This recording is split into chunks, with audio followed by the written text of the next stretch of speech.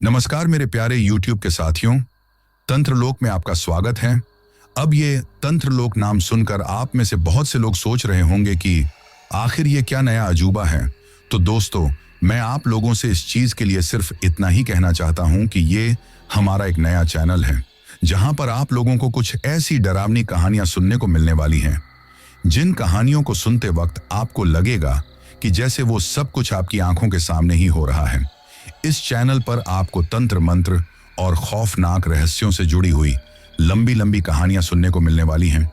आज की इस कहानी को सुनकर आप लोग जितना ज्यादा हो सके उतना ज्यादा इस चैनल को सब्सक्राइब करने की कोशिश करें, क्योंकि आपके प्यार और सपोर्ट से ही मैं इस चैनल को आगे बढ़ा पाऊंगा।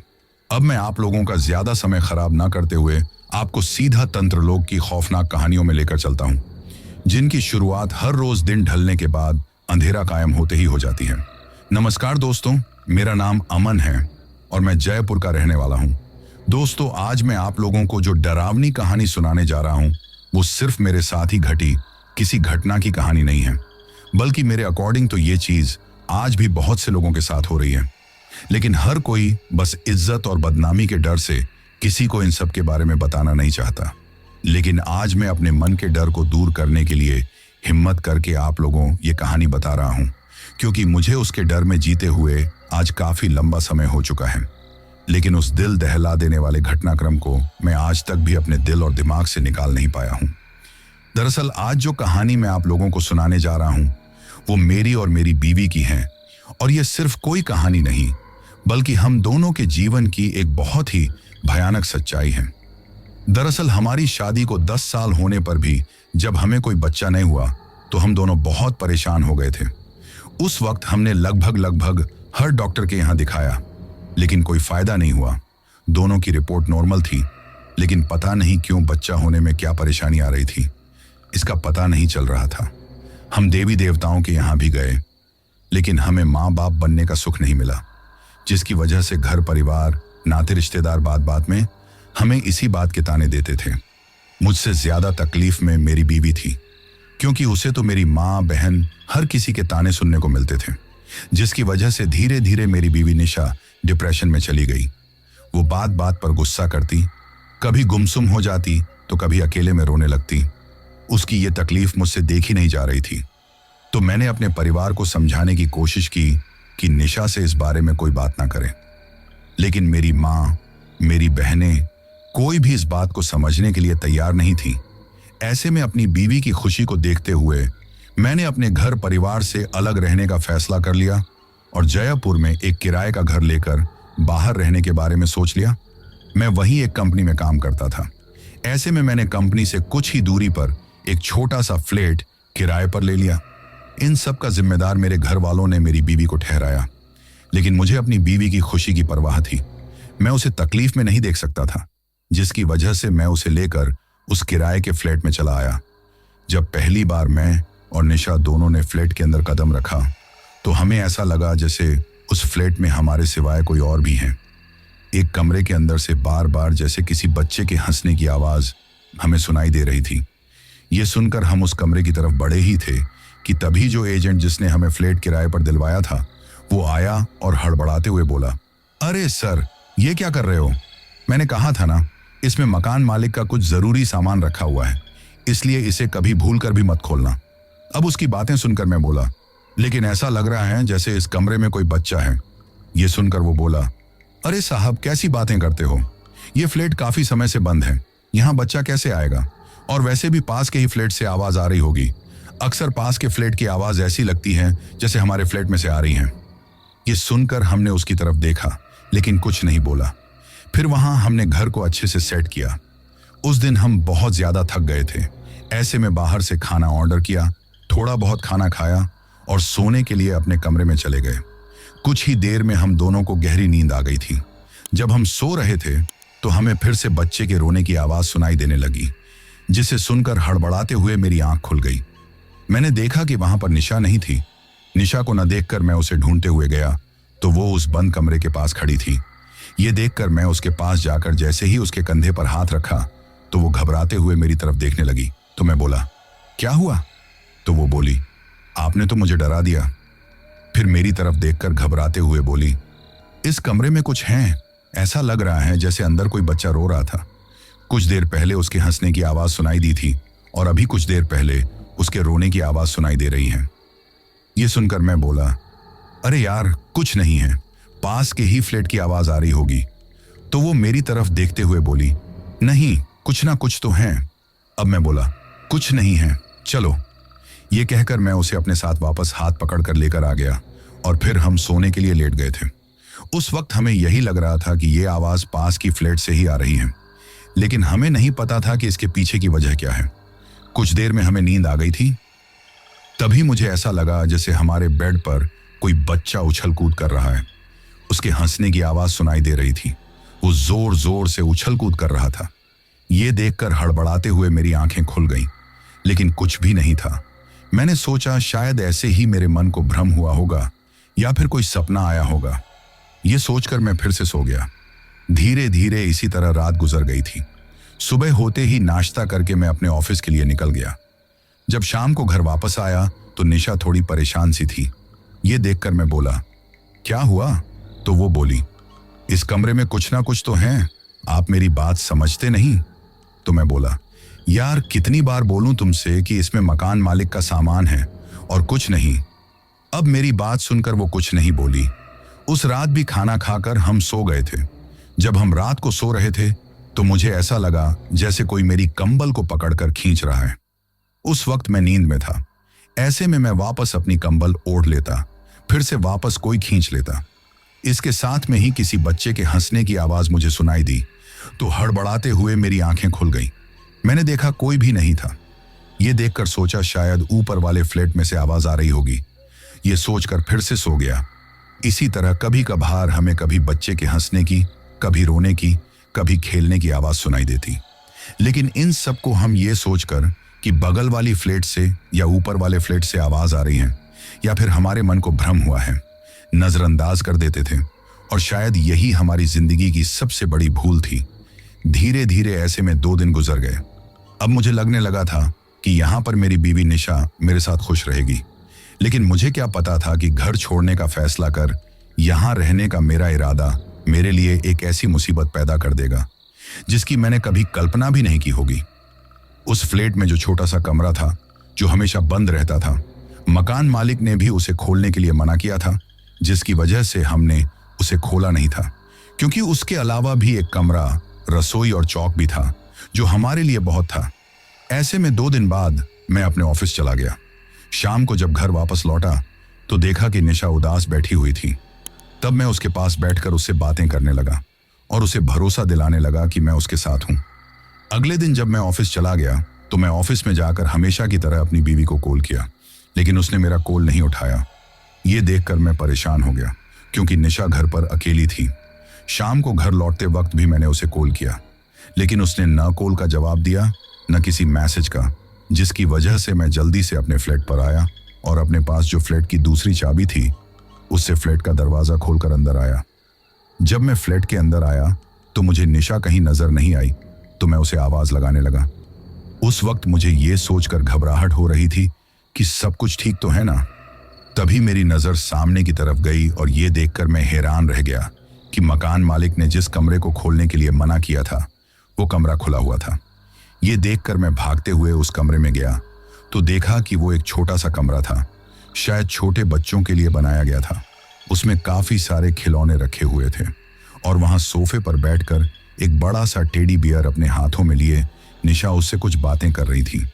तभी ये देखकर मैं बोला, निशा। मेरी आवाज सुनकर निशा ने मेरी तरफ देखा तो उसके चेहरे पर अजीब से भाव थे। वो मुझे इस तरह देख रही थी जैसे मैं उसके लिए कोई अनजान हूं। अब मैं बोला, तुम यहां क्या कर रही हो? मैंने मना किया था ना तुमसे इस कमरे को खोलने के लिए। मकान मालिक ने भी हमसे मना किया था, तो फिर तुमने इस कमरे को क्यों खोला? मैं अपनी बात पूरी कर पाता उससे पहले ही निशा होठों पर उंगली लगाते हुए बोली, चुप, ये नींद से जाग जाएगा। अब उसके मुंह से ऐसी बातें सुनकर मुझे हैरानी हुई। मैं बोला, कौन जाग जाएगा? तो उसने अपनी गोद में जो टेडी बियर था उसकी तरफ इशारा किया। अब ये देखकर मुझे हंसी आ गई कि निशा शायद मुझसे मजाक कर रही हैं। अब मैं बोला, अच्छा बाबा, चलो 1 कप चाय तो बना दो और हाँ, इस कमरे को वापस बंद कर दो। इस तरह किसी की चीजों को हाथ लगाना अच्छी बात नहीं है। परंतु मेरी बात सुनकर भी निशा ने जैसे मेरी किसी बात पर कोई ध्यान नहीं दिया। वो उस टेडी बियर के साथ बातें करने में व्यस्त थी। अब ये देखकर मैं उस टेडी बियर की तरफ देखकर बोला, यार निशा, इसे वापस रख दो। जैसे ही मैंने ये बोला, मुझे ऐसा लगा जैसे टेडी बियर की जो आंखें थीं वे हरे कलर की चमकने लगीं और घूरकर मेरी तरफ देखने लगीं। ये देखकर एक पल के लिए तो मैं हड़बड़ा गया। फिर पास जाकर देखा तो ऐसा कुछ भी नहीं था। शायद ऐसे ही मुझे कोई भ्रम हुआ होगा। ये सोचकर निशा की तरफ देखते हुए बोला, अच्छा जल्दी से आ जाओ। ये कहकर अब मैं अपने कमरे में चला गया। कपड़े चेंज करके बाहर आया तो देखा कि निशा मेरे लिए चाय बनाकर लेकर आ गई थी, लेकिन उसकी गोद में अभी भी वही टेडी बियर था। अब मैं उसकी तरफ देखकर मुस्कुराते हुए बोला, वैसे बड़ा प्यारा टेडी बियर है। ये सुनकर निशा मेरे पास बैठकर बोली, हाँ बहुत प्यारा है, और तुम्हें पता है बातें भी बहुत प्यारी करता है। अब मैं हैरानी से बोला, क्या? तो निशा बोली, हाँ, और पता है कब से मैं ये सुनने के लिए तरस रही थी कि कोई मुझे भी माँ कहकर बुलाए, और पता है आज ही इसने मुझे मम्मी कहकर बुलाया है और अपनी तोतली भाषा में मुझसे बहुत सारी बातें कर रहा है। बड़ा प्यारा है। वो खुश होते हुए बोली। उसे इस तरह बातें करते हुए देखकर मुझे काफी हैरानी हुई और मैं बोला, ये क्या बोल रही हो तुम? ये टेडी बियर भला तुमसे क्यों बात करेगा?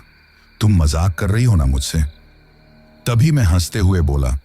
तो अब उसने गुस्से में घूरकर मेरी तरफ देखा और उठकर वापस उसी कमरे में चली गई। अब ये देखकर मुझे हैरानी हुई, लेकिन फिर मैं अपने आप से बोला, शायद लोगों की बातों से निशा को काफी तकलीफ पहुंची है। घर परिवार, नाते रिश्तेदारी, हर जगह उसे मां न बनने के ताने मिले हैं, जिसकी वजह से वो अपना मन बहलाने के लिए ऐसी बातें कर रही हैं। ये सोचकर मैंने ज्यादा इस बात पर ध्यान नहीं दिया और अपने कमरे में आकर अपने एक दोस्त से बातें करने लग गया। अब रात के 8 बजे मैं कमरे से बाहर गया तो देखा कि निशा अभी भी उसी कमरे में थी। मैं उसके पास गया तो देखा कि वो झूले में उस टेडी बियर को सुलाकर प्यार से उसे झूला दे रही थी और साथ में उससे प्यार भरी बातें भी कर रही थी। अब मैं बोला, अरे निशा, अब छोड़ो ये बचपना यार, भूख लगी है, कुछ खाना तो बनवाओ। ये देखकर उसने मेरी तरफ घूर कर देखा और उंगली के इशारे से होंठों पर उंगली रखकर मुझे चुप करते हुए बोली, ये सो रहा है, इसे नींद आ रही है। अब गुस्से में कुछ बोल नहीं पाया और बाहर आकर बैठ गया। कुछ देर बाद निशा बाहर आई। उस समय मैं टीवी देख रहा था तो निशा मेरे पास आकर टीवी की आवाज कम करते हुए बोली, आवाज कम रखो, मेरा बेटा जाग जाएगा। ये कहकर रसोई में चली गई। उसका इस तरह का अजीब बर्ताव अब मुझे परेशान करने लगा। पहले तो मैंने इस बात को नजरअंदाज कर रहा था, लेकिन अब ये सब कुछ मुझे ठीक नहीं लग रहा था। कुछ देर में निशा खाना बनाकर लेकर आई। हम दोनों साथ में खाना खाने लगे, लेकिन निशा किसी सोच में थी। मैंने उससे बात करने की कोशिश की, लेकिन उसने ठीक तरह से कोई जवाब नहीं दिया। फिर मैं खाना खाकर अपने कमरे में आ गया। मैं सोच रहा था कि मैं अब कल निशा को लेकर किसी साइकोलॉजिस्ट के पास जाऊंगा। निशा का इस तरह व्यवहार करना ठीक नहीं है। थोड़ी देर बाद निशा आ गई। बिना ज्यादा कुछ बोल ही करवट बदलकर सो गई, तो मैं भी कुछ नहीं कहा और करवट बदलकर सो गया। रात को जब मैं सो रहा था तो मुझे ऐसा महसूस हुआ जैसे मेरे सीने पर कोई बैठा हुआ है।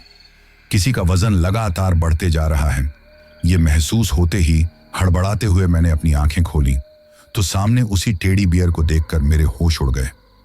वो टेडी बियर मेरे सीने पर बैठा हुआ था। यह देखकर मैं समझ नहीं पा रहा था कि यह तो दूसरे कमरे में था, तो फिर रात को अचानक यहां कैसे आ गया।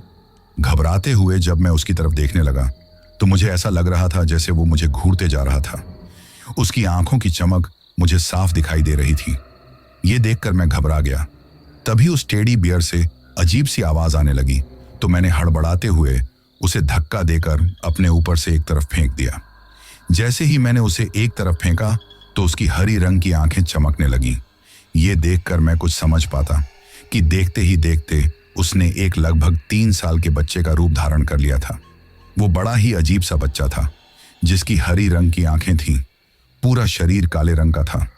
उसके होंठ बड़े ही डरावने थे और हाथ अजीबोगरीब तरीके के थे, जिसमें हाथों की उंगलियां कुछ ज्यादा ही छोटी बड़ी थीं। इसके साथ ही उसके जो सिर की बनावट थी वो अजीब सी ही थी। बड़ा ही भयानक और बदसूरत सा बच्चा था। वो आंखों के नीचे भी काले काले से गड्ढे थे। वो मेरी तरफ देखकर अब अपनी आंखों को ऊपर नीचे करने लगा और फिर जोर जोर से हंसने लगा। उसके हंसने की आवाज जब मुझे सुनाई दी तो मैं घबरा गया। अब वो बच्चा छिपकली की तरह दीवार पर चढ़ गया तो मेरी नजर उसके पैरों की तरफ गई जो मुड़े हुए थे। उसके पैरों को देखकर मैं डरते ही जा रहा था। वो तभी छलांग मारकर मेरे पास आकर बैठ गया और अजीब तरीके से छोटे बच्चों की तरह रेंगते हुए मेरी तरफ बढ़ने लगा। ये देखकर घबराते हुए मैं पीछे की तरफ खिसक गया। तभी उसने मेरा गला पकड़ लिया। ये देखकर मैं बड़ी मुश्किल से अपना गला छुड़ाया। अब मैं थर थर कांपने लगा और उसे एक तरफ धक्का देकर नीचे पटक दिया। मैं निशा को जगाने की कोशिश कर रहा था लेकिन वो तो बेहोशी की हालत में थी। उसकी नींद ही नहीं खुल रही थी। अब घबराते हुए मैं चारों तरफ देख रहा था। समझ में नहीं आ रहा था कि किधर जाऊं। तभी जैसे ही वो बच्चा फिर से अजीब तरीके से मेरी तरफ देखकर चिल्लाने लगा तो मैं बहुत ज्यादा डर गया। अपनी जान बचाने के लिए उस वक्त मैं उठकर जैसे ही बाहर जाने को हुआ तो वो बच्चा फिर बिल्ली की तरह छलांग मारकर मेरे कंधे पर बैठ गया और बुरी तरह से मेरे कानों को नोचने लगा, जिसकी वजह से मुझे तकलीफ होने लगी। जैसे तैसे मैंने उस बच्चे को छुड़ाकर अपने आप से दूर किया। अब मैं कमरे का दरवाजा खोलने की कोशिश कर रहा था लेकिन दरवाजा नहीं खुल रहा था। देखते ही देखते वो बच्चा फिर से दीवार पर चढ़ गया और उसके पैर काफी बड़े हो गए।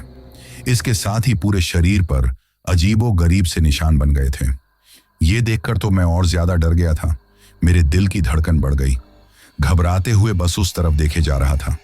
चिल्लाने की कोशिश भी करूं तो जैसे घबराहट की वजह से आवाज ही नहीं निकल रही थी कि तभी मेरे फोन का अलार्म बजने लगा जिसमें आरती लगी हुई थी।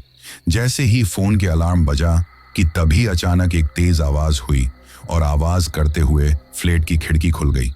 इसके साथ ही वो बच्चा हरे रंग की रोशनी में बदल कर वहां से निकल गया। ये देखकर मेरी हैरानी का ठिकाना ही नहीं रहा कि तभी मैंने देखा कि मेरे फोन का अलार्म बंद हो चुका था। अब हड़बड़ाते हुए घबराते हुए जल्दी से भागकर मैंने जैसे ही फोन को चेक किया तो पता चला कि मुझे कल 2 बजे वापस घर पर आना था। इसलिए सोने से पहले अलार्म सेट करते वक्त मैंने गलती से दोपहर बाद के टाइम की जगह सुबह का टाइम कर दिया। इस वजह से अलार्म इस टाइम बजा था और आरती तो मुझे नहीं पता था कि पहले ही अलार्म में लगी होगी। शायद मेरी किस्मत अच्छी थी कि ये सब कुछ हुआ था और मेरी जान बच गई। सच बताऊं तो उस वक्त भगवान ने ही मेरी जान बचाई थी, परंतु अब घबराते हुए मैं चारों तरफ देख रहा था। फिर आकर बेड पर बैठ गया कि मैंने देखा निशा नींद में कुछ बड़बड़ा रही थी। ये देखकर मैं बोला, निशा?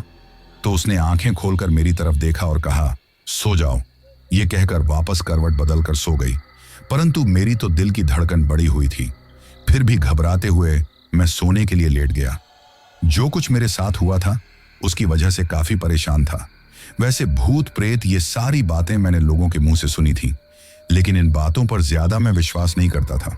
लेकिन आज जो कुछ मेरे साथ हुआ था उसके बाद तो मैं कुछ समझ ही नहीं पा रहा था। मन कर रहा था निशा को जगाकर सारी बात बता दूं, लेकिन इस समय जिस तरह की उसकी हालत है शायद वो कुछ भी ना समझ पाएगी।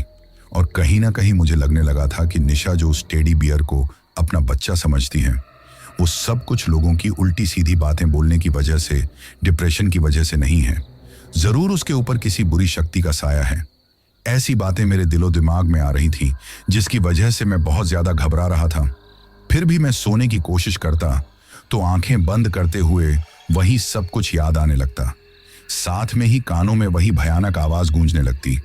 ऐसे में घबराते हुए कुछ देर तो मैं ऐसे ही इधर उधर करवट बदलता रहा। उसके बाद मैंने फिर अपनी आंखें बंद की और कुछ ही देर में मुझे नींद आ गई। धीरे धीरे इसी तरह रात गुजर गई। सुबह जैसे ही मेरी नींद खुली तो रात का सब कुछ मुझे याद आया, जिसकी वजह से घबराहट होने लगी। फिर मैं अपने आप से ही बोला, ऐसा कैसे हो सकता है?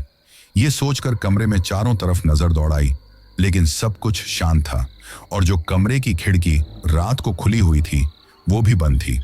तभी मुझे रात की बात याद आई तो मैंने अपने कान पर हाथ लगाया जो उस डरावने बच्चे ने बुरी तरह नोचा था, लेकिन कान पर भी किसी तरह का कोई निशान नहीं था। ये देखकर मैं हैरान रह गया। समझ में नहीं आ रहा था कि आखिर मेरे साथ ये हुआ क्या था। वही निशा मेरे पास में ही सोई हुई थी। ऐसे में सोचा कि शायद मैंने जरूर कोई डरावना सपना देखा होगा। ये सोचकर ज्यादा इस बात पर ध्यान नहीं दिया। अब निशा को नींद से जगाया और बोला, यार सोती रहोगी क्या? मुझे ऑफिस के लिए देर हो रही है। तो वो हड़बड़ाते हुए बैठ गई और बोली, हाँ। फिर वो बाहर आकर रसोई में नाश्ता बनाने लग गई थी। तभी मुझे याद आया कि मुझे निशा को साइकोलॉजिस्ट के पास भी दिखाना है। ये सोचकर मैं उसके पास आकर बोला, अच्छा हम कहीं चलेंगे दोपहर बाद में, इसलिए मैं जल्दी ही आ जाऊंगा, तुम तैयार रहना। ये सुनकर वो बोली, कहाँ? तो मैं बोला, यही कोई जरूरी काम है, क्योंकि मैं उसे अभी सच बताना नहीं चाहता था। फिर मैं नाश्ता करके अपने ऑफिस के लिए निकल गया था। आज ऑफिस से जल्दी छुट्टी लेकर जैसे ही मैं घर पर आया और मैंने दरवाजा खटखटाया तो निशा ने दरवाजा खोल दिया। लेकिन आज वो कुछ अजीब सी लग रही थी। उसके बाल खुले हुए थे और आंखों को इस तरह मेरी तरफ देख रही थी जैसे वो मुझे पहचानती ही ना हो। फिर गुस्से में मेरी तरफ घूरने लगी। ये देखकर मैं कुछ बोलता उससे पहले ही वो अंदर चली गई। तो मैं भी उसके पीछे पीछे अंदर आ गया और बोला, तुम तैयार नहीं हुई अभी तक? ये कहना था कि अचानक उसने अपना हाथ बढ़ाकर मेरा गला पकड़ लिया।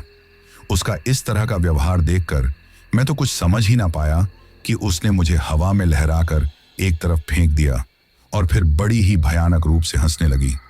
अब निशा की ऐसी हालत देखकर और जिस तरह उसने पलक झपकते ही उठाकर मुझे फेंका था, ये देखकर मुझे कुछ समझ में नहीं आ रहा था।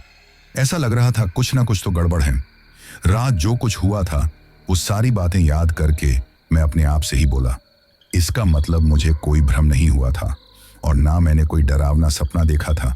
हकीकत में ही सच में ही कुछ ना कुछ तो है। यही सोच रहा था कि तभी निशा भयानक रूप से अजीब तरीके से चिल्लाने लगी। ये देखकर मैं डरते हुए उसकी तरफ देखने लगा तो वो अजीब तरीके से अपना सिर घुमाने लगी। ये देखकर मेरी तो सांस ही गले में अटक गई। मैं चाहते हुए भी कुछ बोल नहीं पा रहा था। उस वक्त वो बहुत ज्यादा डरावनी लग रही थी। तभी बड़ी मुश्किल से हिम्मत करके हड़बड़ाते हुए मैं बोला, निशा। ये कहना था कि निशा ने गुस्से में मेरी तरफ देखा तो जैसे मेरे शरीर में जलन सी महसूस होने लगी। अब मैं चिल्लाते हुए तड़पते हुए बोला, निशा क्या कर रही हो? उस वक्त मुझे बहुत ज्यादा तकलीफ हो रही थी। मैं निशा का नाम लेकर बार बार चिल्ला रहा था, परंतु जैसे मेरे कहने का तो निशा पर कोई असर नहीं पड़ रहा था। तभी वो मेरी तरफ बढ़ने लगी तो उसके चलने का तरीका बड़ा अजीब था। वो लंगड़ाते हुए चल रही थी। ये देखकर मैं बहुत ज्यादा डर गया था और कुछ करता उससे पहले ही तभी उसने मेरा गला पकड़ लिया। ये देखकर मैं उसे समझाने की कोशिश कर रहा था, परंतु उस पर तो उस बच्चे की आत्मा का साया था जिसकी वजह से उसे कुछ भी होश नहीं था। तभी उसने उठाकर मुझे एक तरफ फेंक दिया तो मैं दीवार से टकरा गया। ऐसे में मेरे सिर में चोट लग गई और मैं बेहोश हो गया। जब मुझे होश आया तो निशा मेरे पास बैठी हुई मुझे अजीब तरीके से घूरते जा रही थी और फिर अजीब तरीके से मुस्कुराने लगी। ये देखकर जैसे ही मैं हिम्मत करके लड़खड़ाते हुए खड़ा हुआ तो उसी कमरे में से एक अजीब सी आवाज आई तो मैं उस तरफ देखने लगा, परंतु मुझे कुछ नहीं दिखाई दिया। ये देखकर घबराते हुए मैंने निशा की तरफ देखा जो अजीब तरीके से मेरी तरफ देख रही थी। अब घबराते हुए मैं कुछ बोलता उससे पहले ही तभी उसी कमरे में से भयानक रूप से रोने की आवाज आई। तो मैंने घबराते हुए बड़ी मुश्किल से हिम्मत करके जैसे ही उस तरफ देखा तो वो डरावना भयानक बच्चा मुझे दरवाजे के पास खड़ा हुआ दिखाई दिया। ये देखकर तो मेरे होश उड़ गए। मैं घबराते हुए उसकी तरफ देखने लगा। फिर मैंने निशा की तरफ देखा तो निशा वहां पर नहीं थी। ये देखकर मैं हैरानी से इधर उधर देखने लगा कि तभी मेरी नजर ऊपर पंखे की तरफ गई जहां पर निशा बैठी हुई थी और मेरी तरफ देखकर अजीब तरीके से मुस्कुराते जा रही थी। उस वक्त उसका चेहरा काफी डरावना लग रहा था। जैसे ही वो हंसने लगी तो उसके दांत धीरे धीरे करके बहुत ज्यादा लंबे दिखाई देने लगे और फिर वो जोर जोर से हंसने लगी तो उसके चेहरे पर जगह जगह चोट के निशान बन गए थे।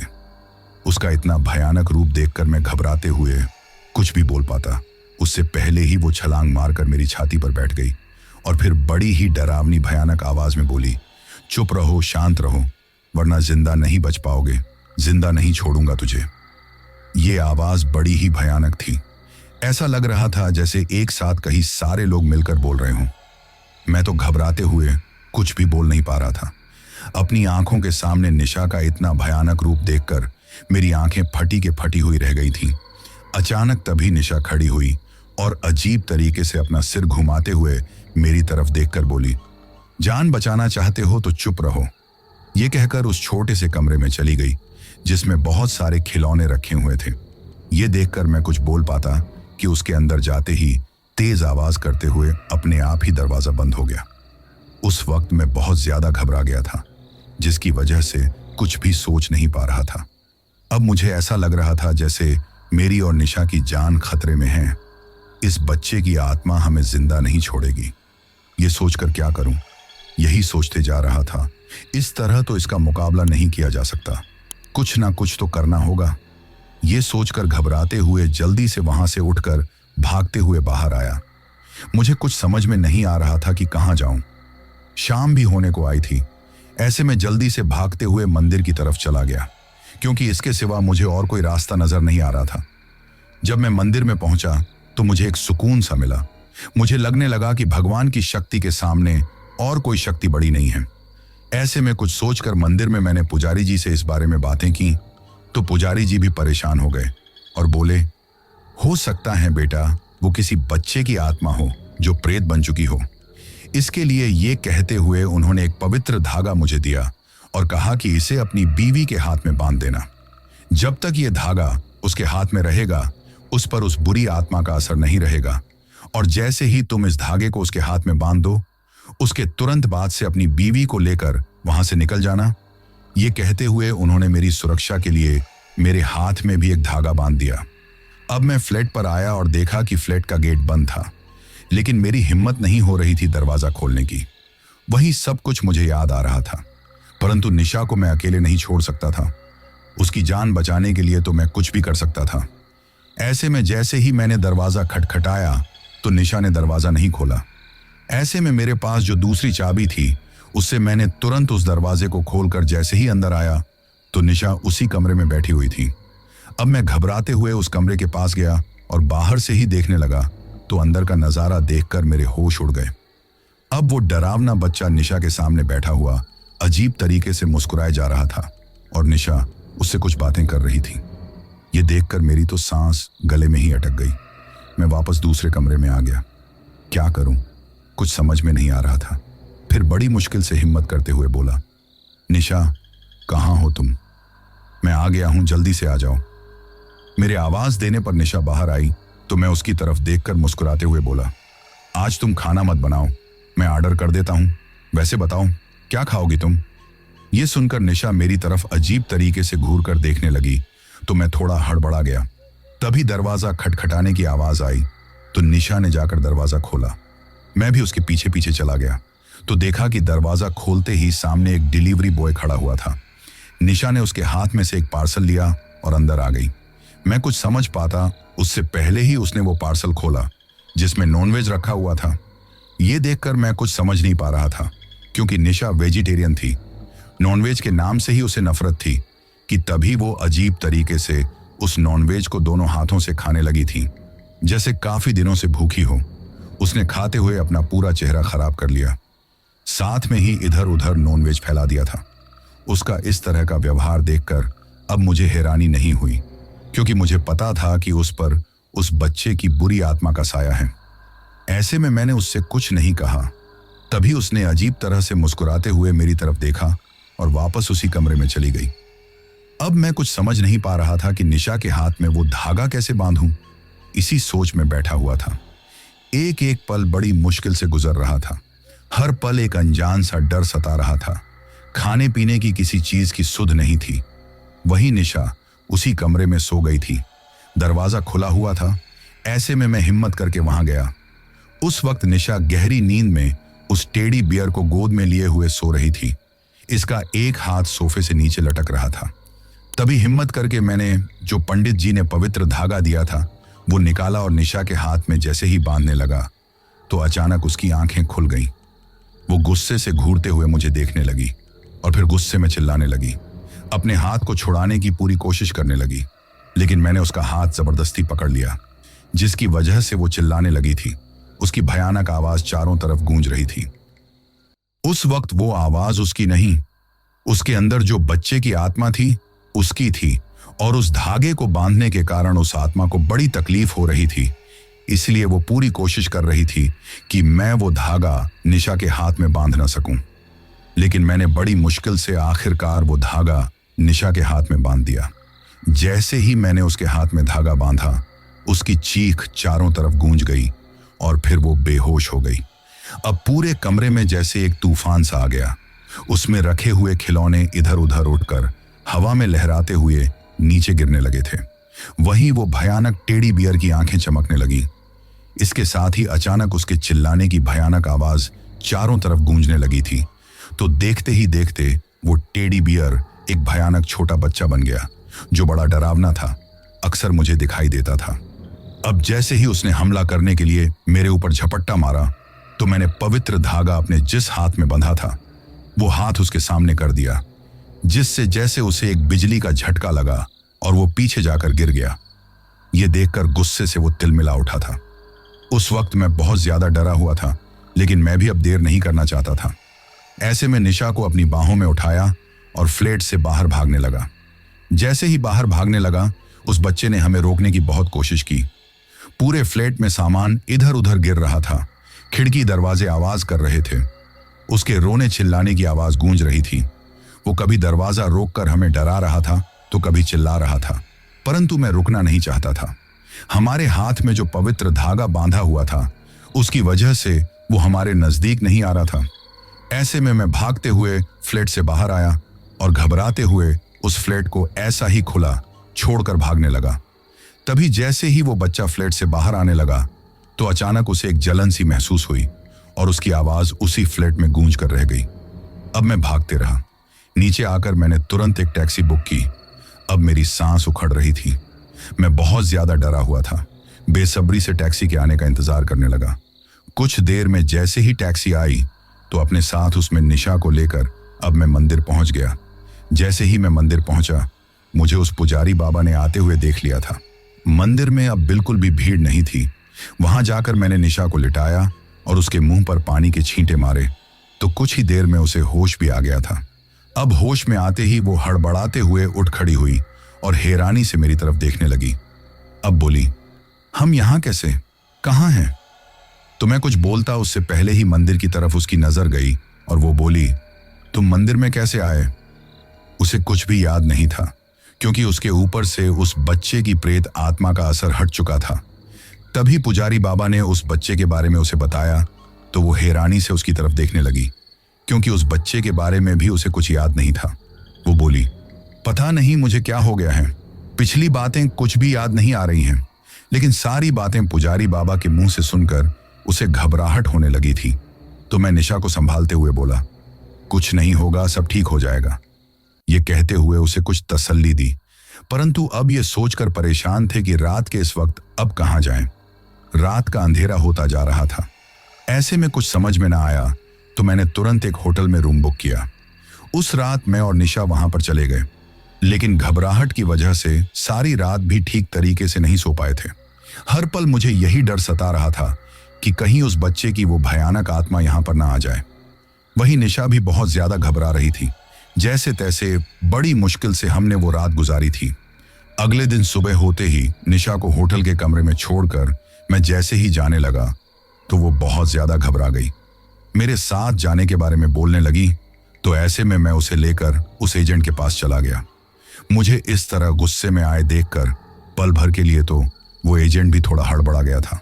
तो उसे देखते ही मैं गुस्से में उसके ऊपर हाथ उठाने को हुआ, तो वो एजेंट भी मुझे हाथापाई करने को उतर आया। तो मैंने पुलिस की उसे धमकी दी और कहा कि मैं उस पर धोखाधड़ी का आरोप लगाऊंगा। ये सुनकर पहले तो वो एजेंट दादागिरी करने लगा, कहने लगा, जो करना है कर लो, कोई कुछ नहीं कर पाएगा मेरा। लेकिन फिर उसे लगने लगा कि अगर कोई भी मामला हुआ तो चारों तरफ उसकी बदनामी होगी। ऐसे में वो मुझसे बात करने की कोशिश करने लगा, परंतु मुझे उस पर बहुत ज्यादा गुस्सा आ रहा था। ऐसे में उसने जो एडवांस लिया था, जो किराया लिया था, वापस लौटा दिया। साथ में ये बोलते हुए सॉरी मांगी कि मकान मालिक ने उसे सच में ही कुछ नहीं बताया था। बस ये बोला था कि ऐसे ही उस फ्लैट में किसी की जान चली गई थी, तो किराए पर कोई नहीं लेता। थोड़ा उसने अच्छा कमीशन दिया, तो मैंने वो फ्लैट आपको दिला दिया। ये कहते हुए माफी मांगने लगा और मुझे भरोसा दिलाया कि वो अपने आदमी भेजकर उस फ्लैट से हमारा सामान भी निकलवा देगा और साथ में दूसरा अच्छा फ्लैट रेंट पर हमें दिखाएगा। लेकिन अब हमें उस पर भरोसा नहीं रहा था, इसलिए मैंने ही अपने ऑफिस में काम करने वाले कुछ जानकार लोगों से कॉल करके इस बारे में पूछा। तो मेरे ही एक जानकार ने, जो मेरे साथ मेरे ही ऑफिस में काम करता था लेकिन मेरा सीनियर था, उसने मुझे अपने ही मकान में रहने के लिए कहा। उसका मकान ज्यादा बड़ा तो नहीं था, लेकिन ऊपर का पोर्शन खाली था जिसमें एक कमरा, चौक और किचन और लेट बाथरूम थी, जो मेरे और निशा के लिए काफी था। इसलिए हमने तुरंत ही अपना सामान वहां पर सेट कर दिया। अब हमें लगने लगा था कि यहां पर आकर एक शांति हमें मिलेगी, लेकिन हमारी ये सोच भी गलत थी। पहले दिन तो सब कुछ ठीक था, लेकिन एक रात जब मैं सो रहा था तो मुझे ऐसा लगा जैसे कोई मेरे हाथ को खींचने की कोशिश कर रहा है। पहले तो नींद में होने की वजह से मैंने ज्यादा ध्यान नहीं दिया।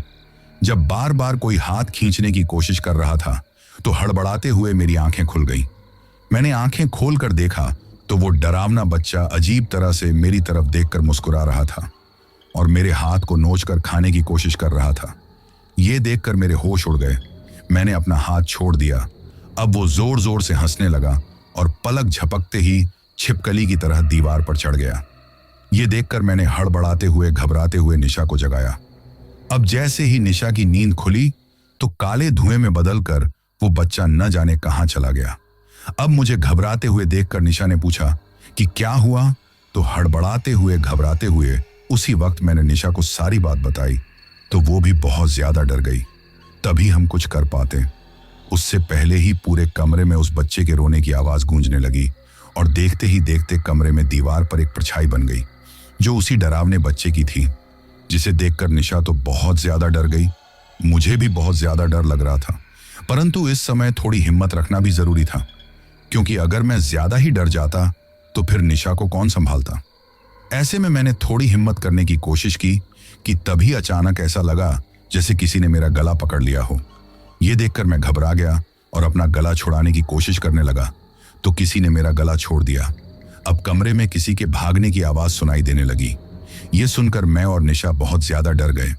मेरे हाथ में जो धागा बांधा हुआ था वो न जाने कहां खुल गया था, जिसकी वजह से वो आत्मा निशा का तो कुछ नहीं बिगाड़ पा रही थी, क्योंकि उसके हाथ में वो धागा था, परंतु अब मेरी जान लेने पर तुली हुई थी। ऐसे में उसने अचानक फिर से मेरा गला पकड़कर मुझे उठाकर कमरे में फेंक दिया। ये देखकर मैं डरते हुए कुछ समझ पाता कि आवाज करते हुए कमरे का दरवाजा खुल गया और ऐसा लगा जैसे किसी ने मेरे पैर पकड़ लिए। वैसे कुछ भी दिखाई नहीं दे रहा था, लेकिन कोई मुझे पागलों की तरह उसमें घसीटते हुए जा रहा था।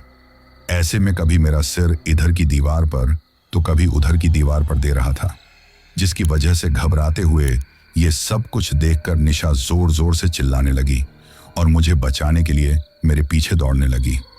उस वक्त अपने साथ में ये सब कुछ होता हुआ देखकर मैं भी अपने आप को बचाने के लिए चिल्ला रहा था। ऐसे में हमारे चिल्लाने की आवाज सुनकर जो मकान मालिक और उसका परिवार था वो भागते हुए ऊपर आ गया। अब जैसे ही वे लोग आए तो हमारा दरवाजा खोलने की कोशिश करने लगे, लेकिन निशा जैसे ही गेट खोलने के लिए गई तो लड़खड़ाते हुए नीचे गिर गई। ये देखकर वो बच्चा अजीब तरीके से भयानक रूप से हंसते जा रहा था। तभी निशा, जो बहुत ज्यादा घबरा रही थी, उसने कुछ सोचा और भागते हुए मेरे पास आई और मेरा हाथ पकड़ लिया।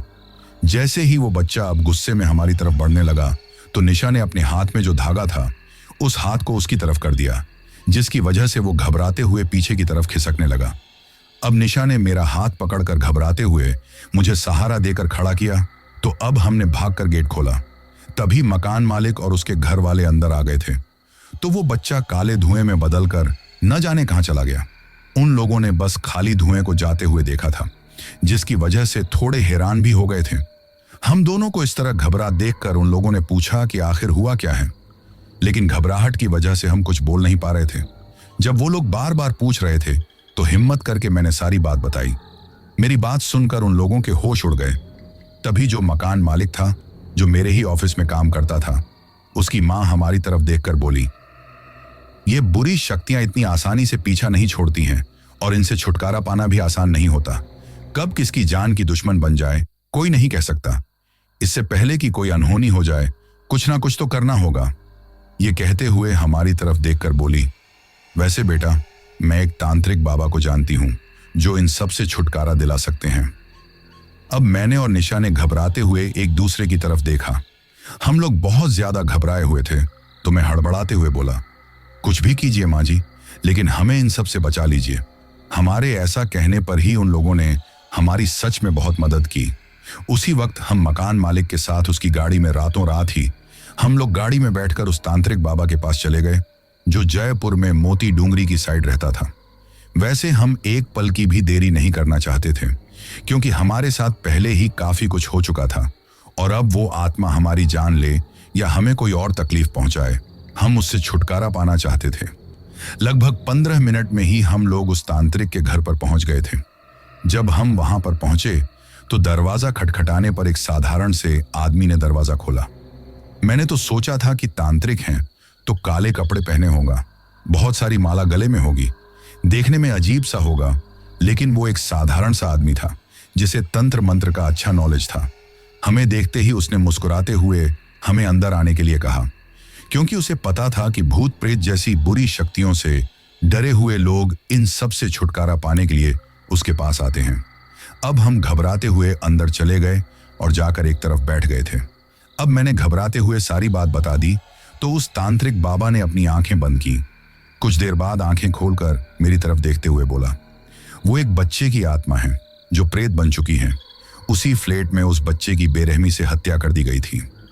ये सुनकर हम सब ने एक दूसरे की तरफ हैरानी से देखा कि इतने मासूम बच्चे को आखिर कौन मार सकता है। तभी वो तांत्रिक बाबा मेरी तरफ देखते हुए बोले, उस फ्लैट का जो मालिक है ना, उसके पहले से ही एक बेटा था। उनकी जिंदगी अच्छे से गुजर रही थी। उसकी बीवी फिर से प्रेग्नेंट हुई। वे लोग इस बच्चे को नहीं चाहते थे, लेकिन फिर ना चाहते हुए भी उन्होंने उसे जन्म दिया, ये सोचकर कि इसके बाद फिर बच्चा पैदा नहीं होने देंगे, 2 बच्चे ही ठीक हैं। लेकिन इस बार जो बच्चा पैदा हुआ ना अजीब तरह का था। उसका सिर भी काफी बड़ा था, आंखें भी अंदर धंसी हुई थीं और हरे कलर की सी थी। आंखों के नीचे काले गड्ढे थे, हाथ पैर भी मुड़े हुए थे, साथ में कलर भी कहीं से काला कहीं से सफेद था। ये देखकर उसके घर वालों के होश उड़ गए। उन्होंने तो कभी सपने में भी नहीं सोचा था कि उन्हें ऐसा बच्चा पैदा होगा। इतना भयानक बच्चा देखकर हर कोई घबरा जाए। ऐसे में उन लोगों को तो ये समझ में नहीं आ रहा था कि क्या करें। वही बच्चा पैदा होने की खबर सुनकर उनके घर वाले नाते रिश्तेदार आए तो उस अजीब से बच्चे को देखकर काफी लोग हैरान रह गए। सब लोग ऐसे ही कह रहे थे कि ऐसा लगता है जैसे कोई शैतान का बच्चा है। उस बच्चे की वजह से सभी लोग आपस में तरह तरह की बातें बना रहे थे। वही वो बच्चा भी थोड़ा अजीब सा ही था, रोता था, ना तो ऐसा लगता जैसे बहुत ही भयानक आवाज में रो रहा हो। ऐसे बच्चे को देखकर सभी को उस बच्चे से नफरत होने लगी थी, लेकिन उस बच्चे की मां तो फिर भी उससे लगाव रखती थी। परंतु उस बच्चे का पापा उसे वो बच्चा बिल्कुल पसंद नहीं था। वो चाहता था कि मैं मर जाऊं तो बेहतर है, वरना उस बच्चे की वजह से पता नहीं उन्हें और कितना कुछ बर्दाश्त करना पड़ेगा।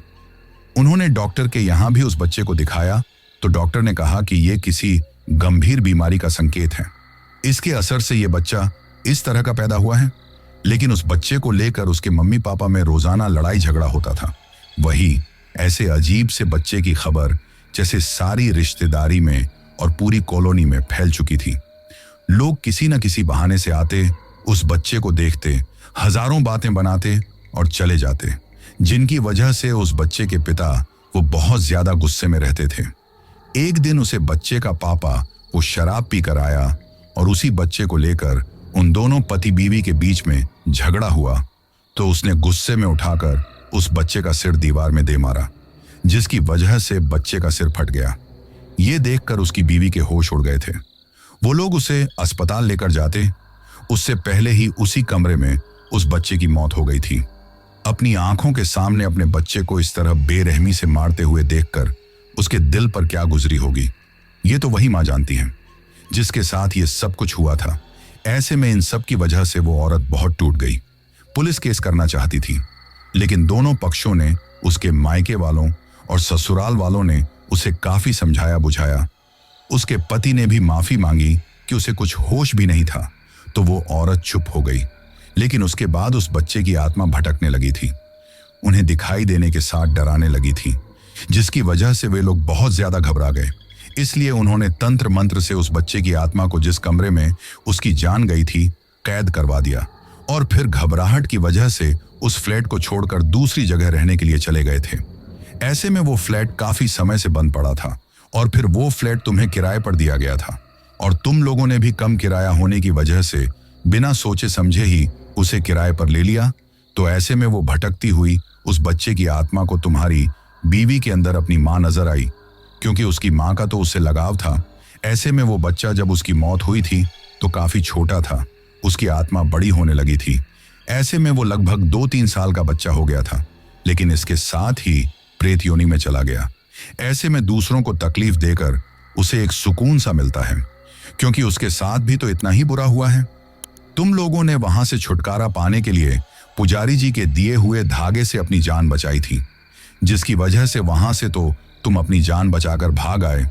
वो बच्चा उस फ्लैट में रह गया, लेकिन उस एजेंट ने जो आदमी भेजे थे ना तुम्हारा सामान लाने के लिए, उन्होंने गलती से उस बच्चे का एक खिलौना तुम्हारे सामान में रख दिया और उसी खिलौने के साथ में वो बच्चा भी तुम्हारे साथ में आ गया, जिसकी वजह से वो तुम्हें डराने की कोशिश कर रहा है। और अब तो वो तुमसे इतनी ज्यादा गुस्सा है कि हो सकता है कि वो तुम दोनों की ही जान ले ले, क्योंकि वो तुम्हारी बीवी की जान तो इसलिए लेना चाहता है क्योंकि उसे इसमें अपनी माँ नजर आती है और वो अपनी माँ को अपने साथ रखना चाहता है। परंतु तुमसे नाराज होने की वजह से वो तुम्हारी भी जान ले सकता है, क्योंकि वो एक प्रेत आत्मा है और एक प्रेत आत्मा कभी किसी का दर्द नहीं समझती, उसे दूसरों को तकलीफ देकर की सुकून मिलता है। अब ये सुनकर हम लोग बहुत ज्यादा परेशान हो गए। तभी मैं हाथ जोड़कर हड़बड़ाते हुए बोला, बाबा कुछ तो कीजिए, कैसे छुटकारा पाएं इन सब से। तो वो तांत्रिक बाबा बोले, बेटा भगवान पर भरोसा रखो और हाँ, जो खिलौने तुम्हारे घर में हैं ना उसे घर से बाहर निकाल कर किसी मंदिर के अंदर रखाओ या फिर किसी नदी में बहा दो, जिसके बाद में वो बच्चा फिर कभी लौट कर नहीं आएगा। उसी खिलौने के साथ चल जाएगा और फिर वापस उसी फ्लैट में लौट जाएगा, या फिर मंदिर में उस खिलौने को रखने से शायद उसे हमेशा के लिए मुक्ति मिल जाएगी। ये सुनकर मैंने हाँ की, परंतु उस वक्त हमें बहुत ज्यादा घबराहट हो रही थी। अब हम लोग वापस लौट गए। धीरे धीरे सुबह हो गई। सुबह के वक्त दिन का उजाला था और दिन के उजाले में बुरी आत्माओं की शक्ति वैसे ही कमजोर हो जाती है। और वैसे भी तांत्रिक बाबा ने हमारे हाथ में एक एक काला धागा बांध दिया, जिससे कोई भी आत्मा हमारे नजदीक ना आए। अब निशा को मकान मालिक के परिवार के साथ छोड़कर मैं और मकान मालिक दोनों ही अपने घर के सामान में उस खिलौने को ढूंढने लगे थे। जैसे ही हम उसे ढूंढने लगे तो अचानक ऐसा लगा जैसे कोई हमारे पीछे खड़ा है। ये देखकर हड़बड़ाते हुए हमने पीछे की तरफ देखा तो कोई भी नजर नहीं आया, परंतु तभी अचानक पूरे कमरे में तेज हवाएं चलने लगी। किसी के चिल्लाने की आवाज आने लगी, जिसकी वजह से मैं और मेरा मकान मालिक दोनों घबरा गए। लेकिन हमने हिम्मत नहीं हारी, क्योंकि हमें पता था कि ये आत्मा हमें रोकने के लिए कुछ ना कुछ तो करेगी। लेकिन हमारे हाथ में जो काला धागा बांधा हुआ है ना, उसकी वजह से हमारा कुछ नहीं कर पाएगी। तभी ऐसा लगने लगा जैसे पूरे घर में भूकंप आ गया हो। सामान हवा में लहराते हुए इधर उधर गिरने लगा। इसके साथ में ही उस बच्चे की परछाई जगह जगह दीवार में नजर आने लगी, तो कहीं पर खून के धब्बे नजर आने लगे थे, जिसकी वजह से सच बताएं तो हम दोनों इतना ज्यादा घबरा गए थे कि एक पल में लग रहा था कि कहीं बेहोश ना हो जाए। परंतु पता था कि अगर डर गए तो मर गए, इसीलिए हिम्मत दिखाना ज्यादा जरूरी था। हमने काफी ढूंढा तो एक छोटे बच्चे का झुंझुना आता है ना, वो हमें मिला। उसे लेकर हम दोनों भागते हुए कमरे से बाहर आ गए तो चारों तरफ कमरे में चीख पुकार आना शुरू हो गई। अब हम एक पल की भी देरी नहीं करना चाहते थे। मैं और मेरे मकान मालिक दोनों ही जल्दी से मंदिर की तरफ जाने लगे तो ऐसा लगा जैसे कोई हमारी गाड़ी के साथ साथ में भाग रहा है। लेकिन साथ में ही हम भगवान को याद करते हुए मोबाइल में भी उसके मंत्रों को चलाते जा रहे थे।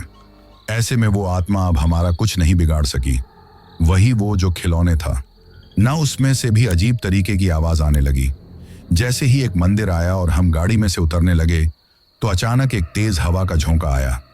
वो हवा का झोंका इतना तेज था कि हम गिरते गिरते बड़ी मुश्किल से बचे थे। अपने आप को बड़ी मुश्किल से संभालने की कोशिश कर रहे थे। आगे चलने में भी हमें बहुत ज्यादा परेशानी हो रही थी। तभी हमारे कान में अजीब सी आवाजें सुनाई देने लगी, जिसे देखकर हम दोनों घबराते हुए मंदिर की तरफ भागने लगे तो कुछ ही दूरी पर वही बच्चा हमें खड़ा हुआ दिखाई दिया। जो गुस्से में हमारी तरफ देख रहा था।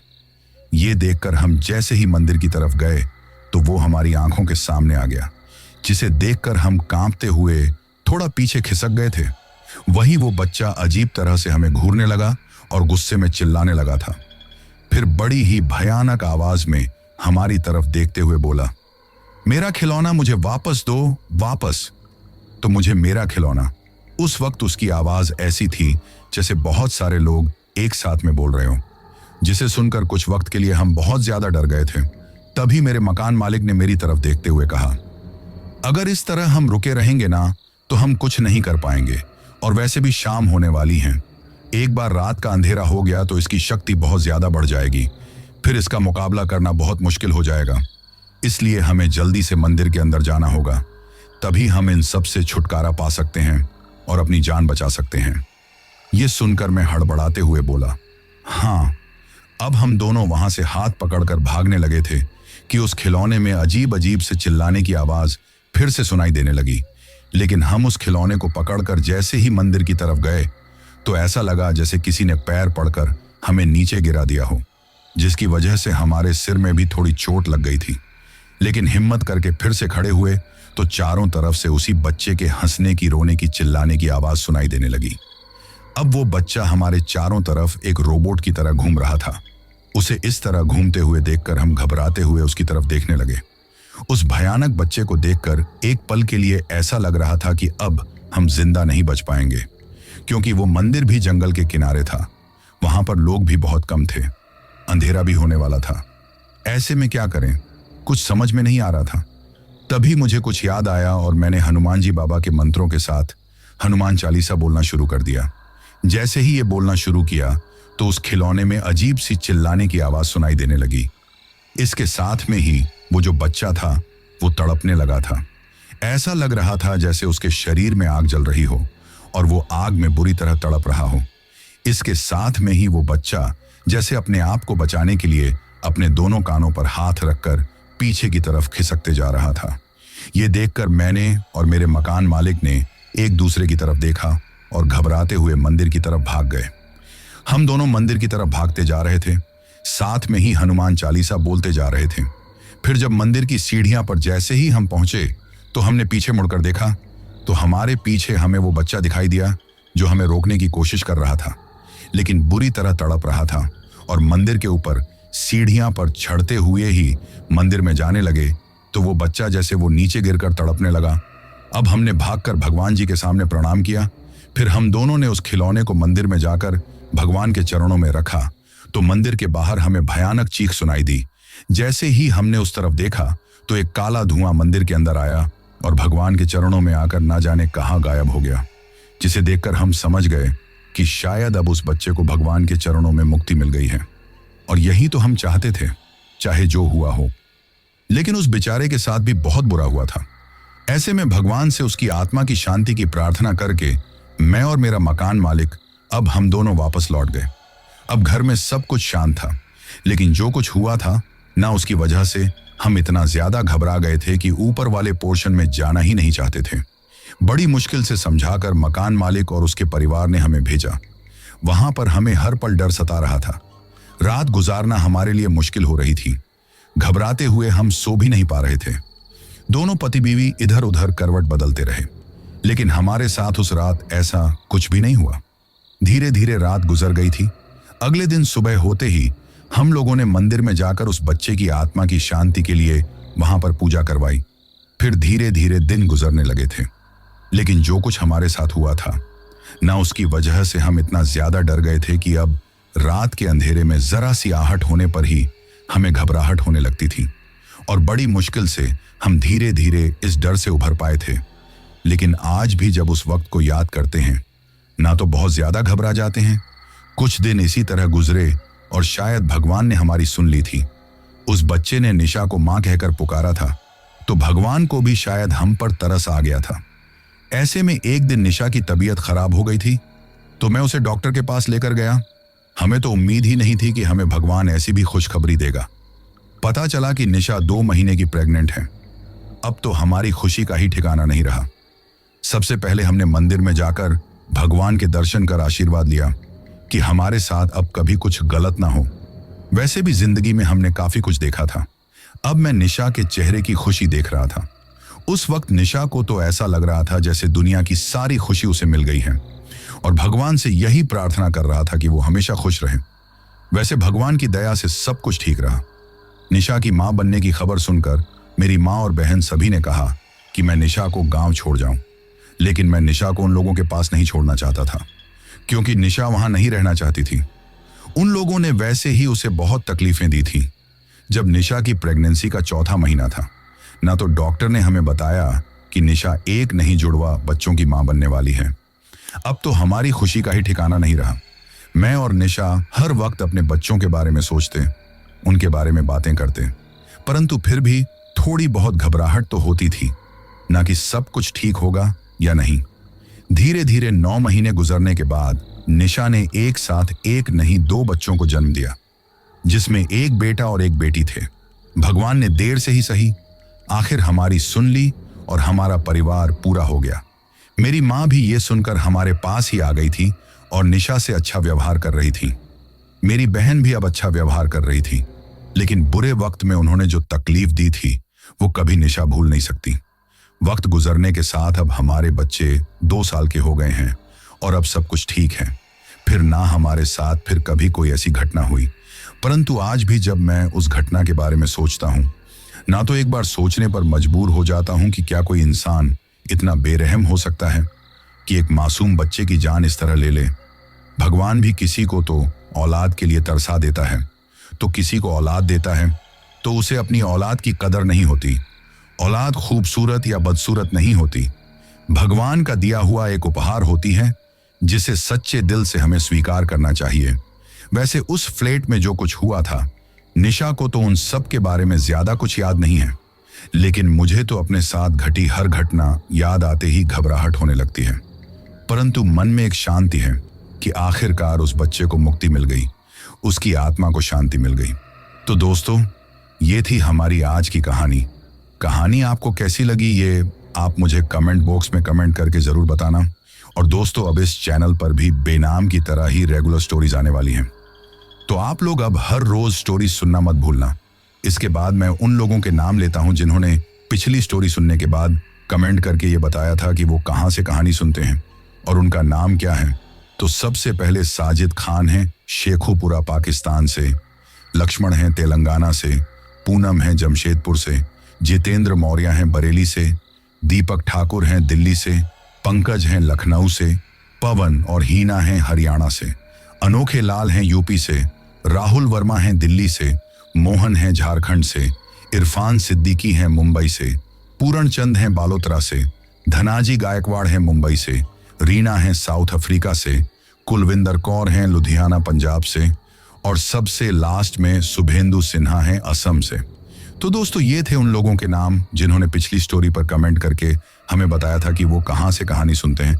इसके साथ ही अगर अभी तक भी आप लोगों ने चैनल को सब्सक्राइब नहीं किया है तो जल्दी से चैनल को सब्सक्राइब कर लो, क्योंकि आपका ये छोटा सा सहयोग मेरे लिए बहुत ज्यादा मायने रखता है।